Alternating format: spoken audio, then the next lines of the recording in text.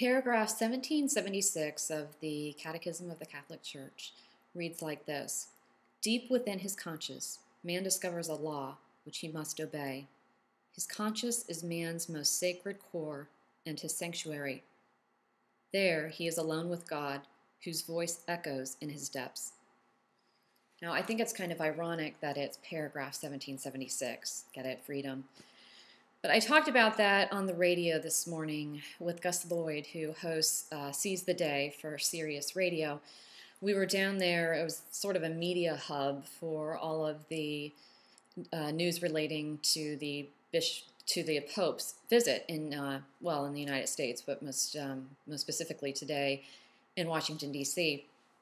And I appeared on a show to talk about what it means to be a Catholic today, and specifically about the term Cafeteria Catholic, because I guess a lot of people would call me that, even though I take my faith very seriously and I've given all of the teachings of the Church great thought.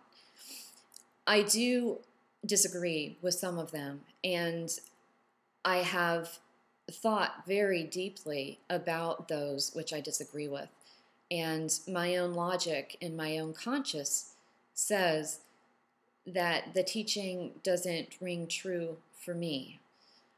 I have to read the Catechism in light of being a bipolar. And I know that may sound strange, but staying alive is my first priority. And so while I try and do everything that fosters life and fosters health, some things in the Catechism come up against that. I talked about that on the radio show, and a lot of listeners called in and said that that I should not talk on the air again, and that they were afraid that I was luring people to a cafeteria Catholicism that was dangerous. It was more modern, relativistic in our society, and that you either abide by the teachings of the Catholic Church or you don't. In my recovery from bipolar disorder, but also from alcoholism, I have learned how to view things with a little more nuance than black and white, and that's been extremely difficult. Black and white thinking is a lot easier because it doesn't require a person to really think reflectively, rationally about some of the teachings.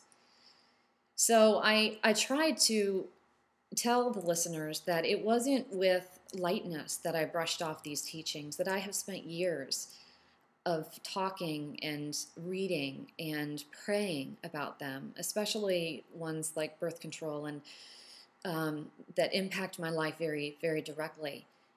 It's not with lightness at all that I make up my own truth, but that I do need to be in tune with my conscience. I think in order to survive, in order to recover, I need to be at peace with my decisions. In 12-step groups, our fourth and fifth step is to make amends, to list where we have messed up and to make amends. It's an important statement that says that our conscience is important to our recovery, that when we go against our conscience, that we are liable to relapse, we're liable to drink again. And I think the same is true living with bipolar, that we really need to learn how to listen to our conscience and act with our conscience, and not just rationalize what feels good or what we want to do, but to be in direct communication with God, to be in direct communication with what's right. And yes, the Catechism can help in that regard for me as a Catholic. Yes, definitely, Scripture, the tradition. But that my own sanctuary is my conscience. And paragraph 1776 says that for me.